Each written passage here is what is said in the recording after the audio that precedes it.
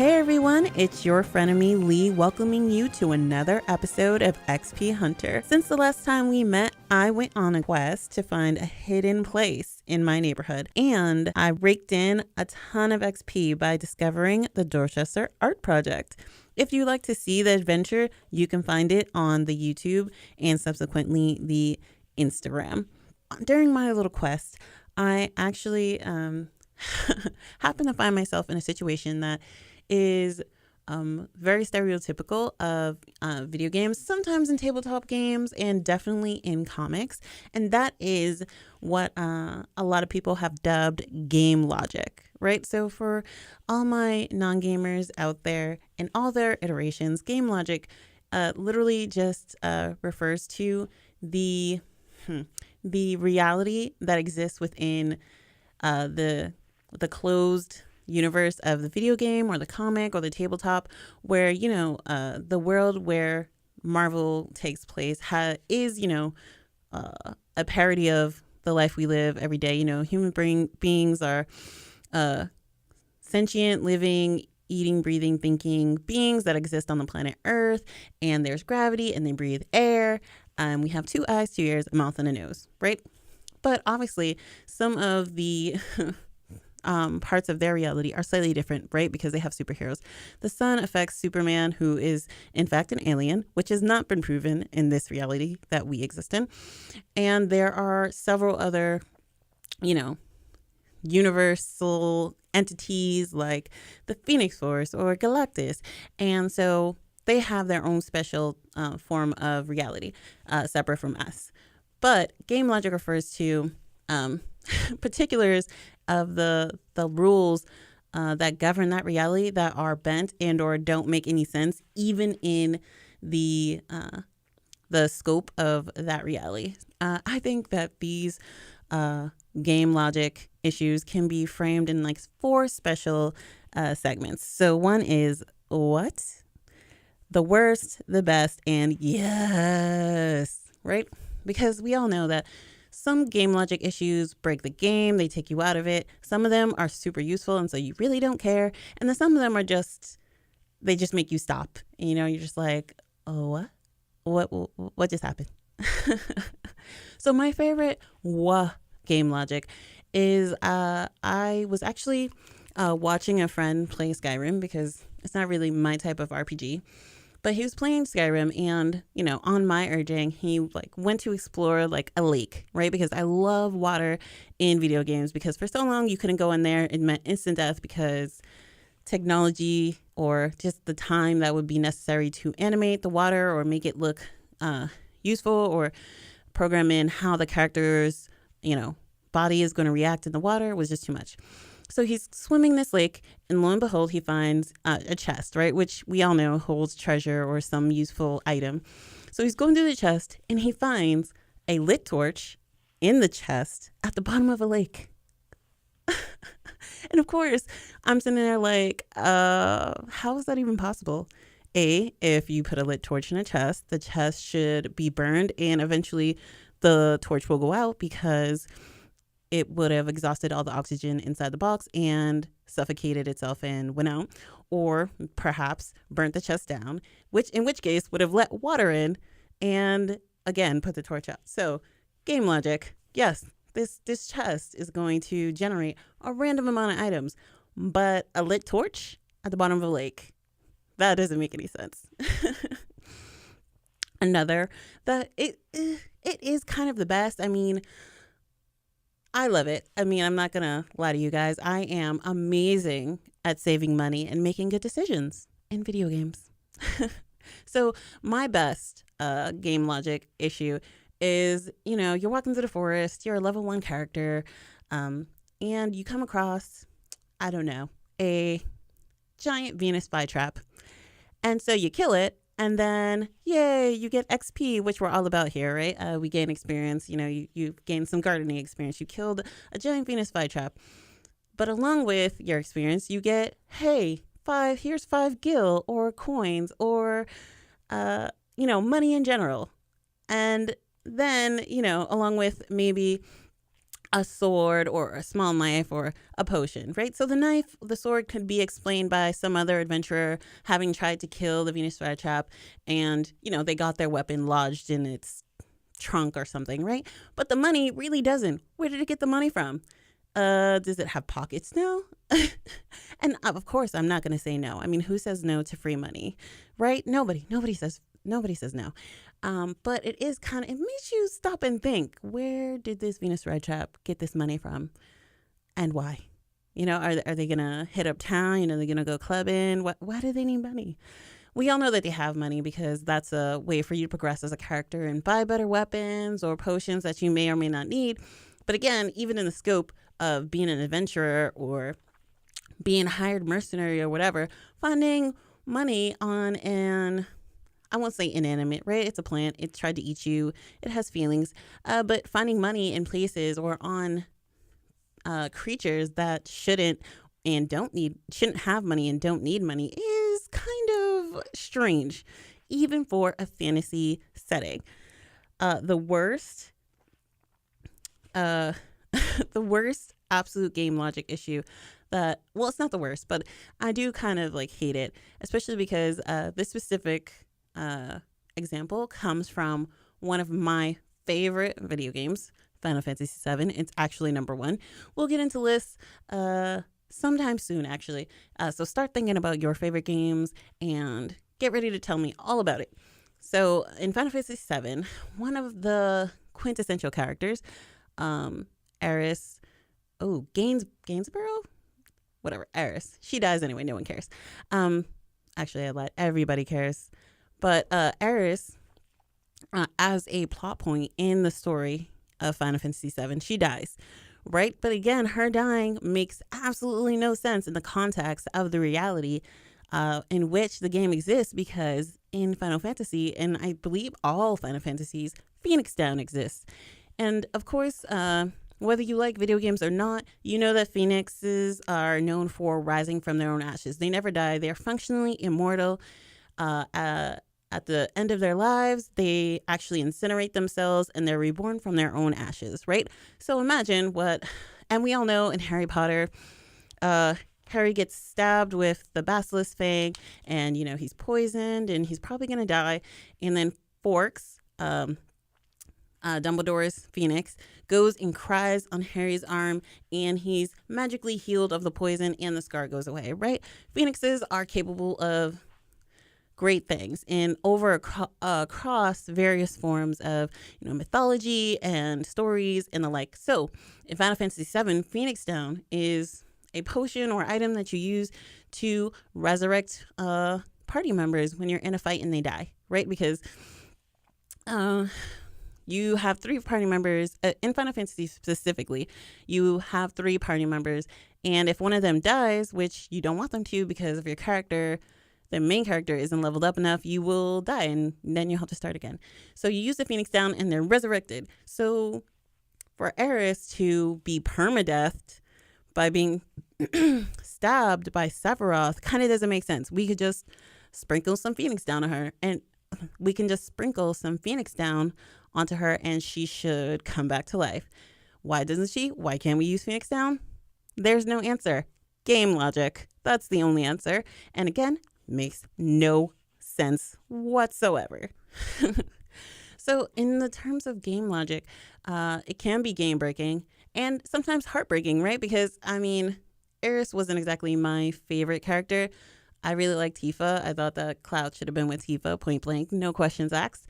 But I obviously didn't want her to die either, especially because I had spent so long leveling her up and she was the healer of my group. Although I had Cure 2 going on with everyone, she was still, she had her limit break and she could heal everybody. And you can't beat that, you can't beat that. Plus, when you've been playing with a character for so long, you don't want them to die. You want them to go with you all the way to the end. But I guess, again, that's the game-breaking game logic, because at the end of the day, game logic really just depends on what the programmers and writers want to happen in the game. So obviously they're trying to, make you feel all the feels. And so they have to kill somebody, regardless of whether or not you actually, within the universe, have the ability to resurrect someone. They don't care. You have to watch this character that you know, love, like, donated time to making sure that they were great as a character. You have to watch them die because the story, because the programmers say so, because of game logic. Now, I know that you guys all have your own special game logic moments that are near and dear to your heart, and make you feel all the feels and make you want to smash your controller or cards or remote control into a million trillion pieces. So if you want to participate and compare tear-jerking moments, you can always leave a message on our Instagram, on our YouTube, and I will make sure to give you a shout out on a upcoming episode and post about you on the Instagram and our Pinterest, actually. So make sure you guys check that out because it's a pretty good time. Now, back to game logic. So, of course, we're all saying, well, I mean, yeah, I guess game logic is a function of the programmer or the story writer. And what's wrong with that? Well, a big issue with that is when you're telling a story, whether you're a writer and you're telling a story, or you're the developer for the game and or, the programmer, the person who's putting in the code and writing how something's going to function, you are trying to sell something to someone, right? So if it's a fantasy, if someone's trying to sell you a Lord of the Rings game, right? And because of the story they're trying to tell, which we're going to assume in this instance, it's not the normal story that's written by J.R.R. Tolkien. We're trying to make a parody. We're doing a tangent path and elsewhere story for the Lord of the Rings mythos or whatever, right? So, we're going to have rangers, we're going to have elves, we're going to have, high elves, wood elves, orcs, all that good stuff, right?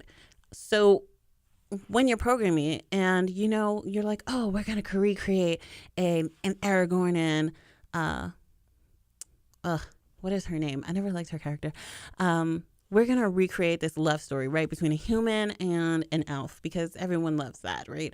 Because elves are so hoity-toity and pretty and ethereal and humans are humans, right? So instead of saying, instead of having the traditional, the issue here is that this elf is going to live forever because in the Lord of the Rings reality, elves are functionally immortal, whether they live in Middle Earth or elsewhere.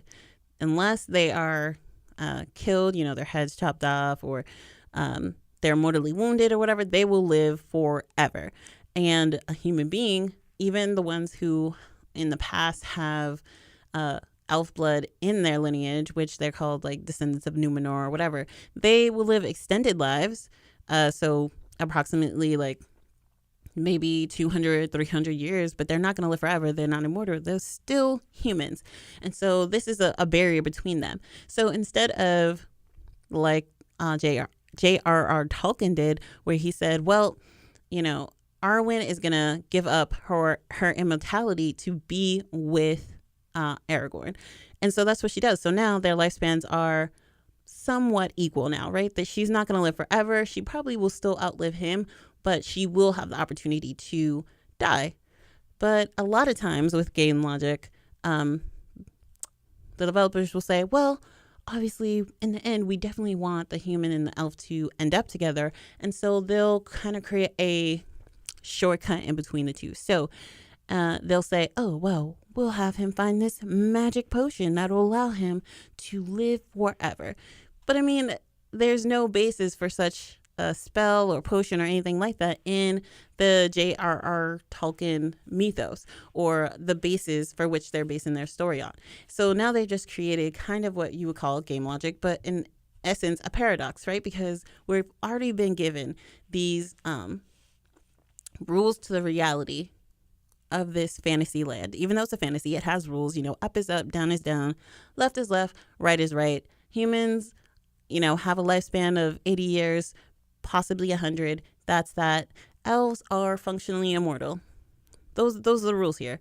Fire burns, water makes things wet. Those are the rules. And so now that you've introduced a function into this reality because you want to tell a very specific story, you want someone to feel a very specific way, or just because it's easier, you've kind of functionally destroyed our faith in this reality, right? Because the thing is, if up is up and down is down and left is left and right is right, but water sets things on fire or burns and fire makes things wet, and then, you turn around and tell me the opposite or create a function that does the opposite, how can I trust you? It just means that everything is a lie. Video games really make no sense, guys. Because a lot of times, I guess in writing, you would call it lazy writing. In video games, you would call it a shortcut.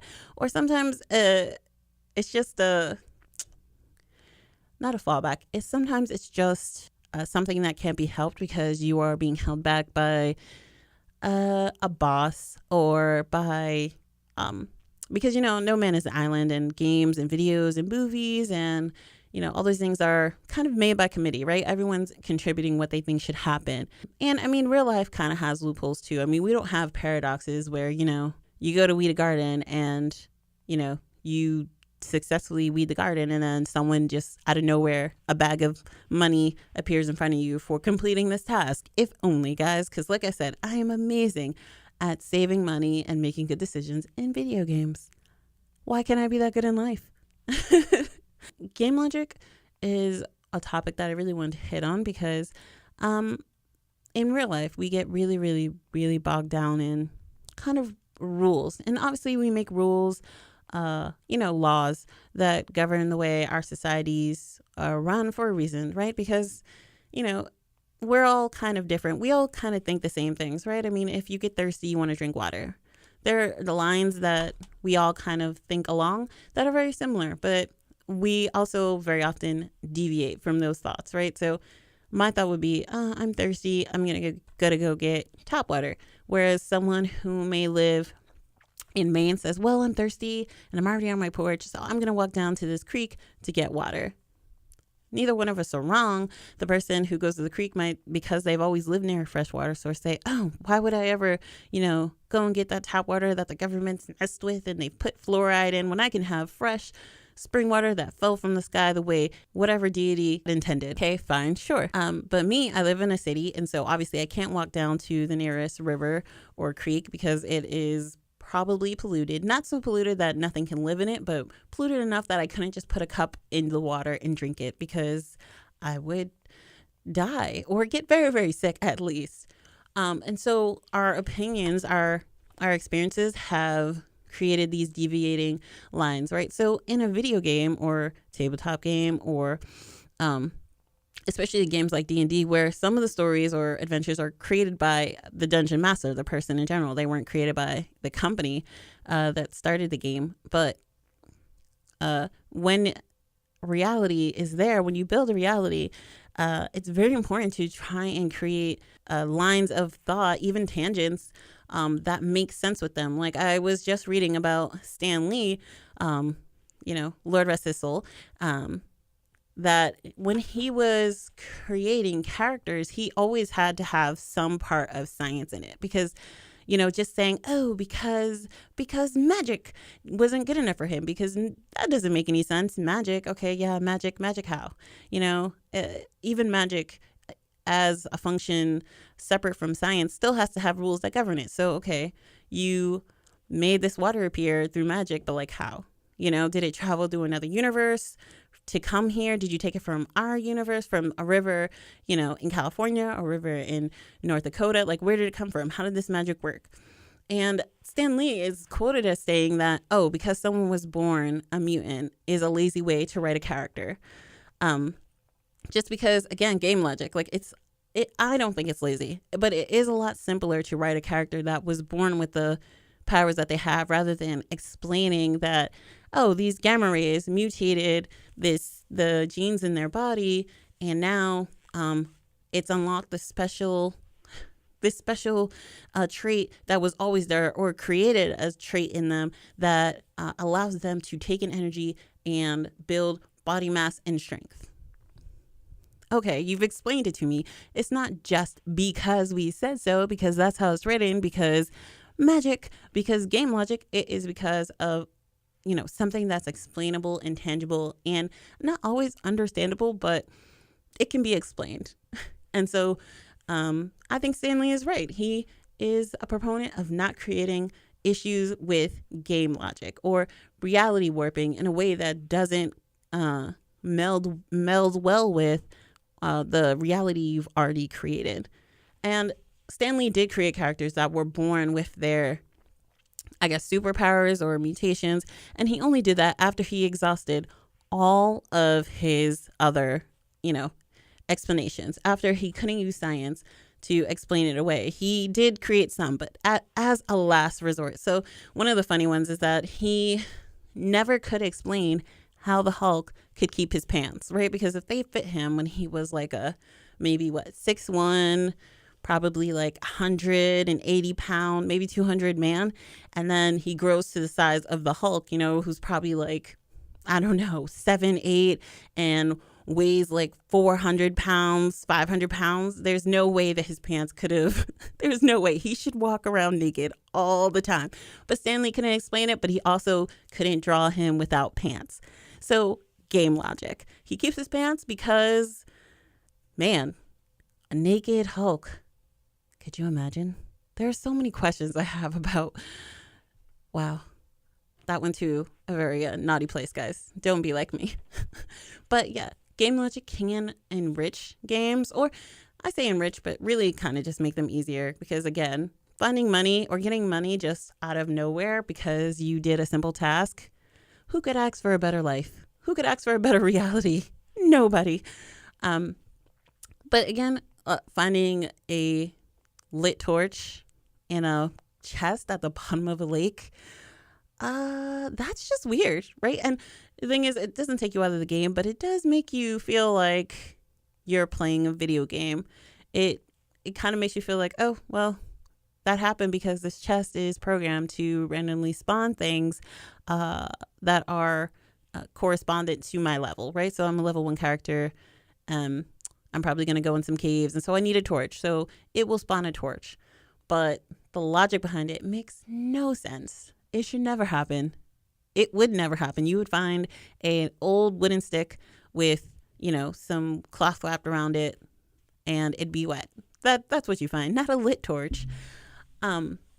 But remember, if you guys want to participate, you can send me an email at xphunterlee, or check out the Instagram aptly titled the same, or the Pinterest also titled the same, or our YouTube, which is where you will find the videos for our questing series, where I'm going to go out, probably sometimes with a companion or a friend of me, and go and find hidden places, do fun things, conquer some evil people and the like. And if you want to participate, you can create a character sheet and send it to me, and I will definitely post it on the YouTube as well and the Instagram, announcing our newest clan members.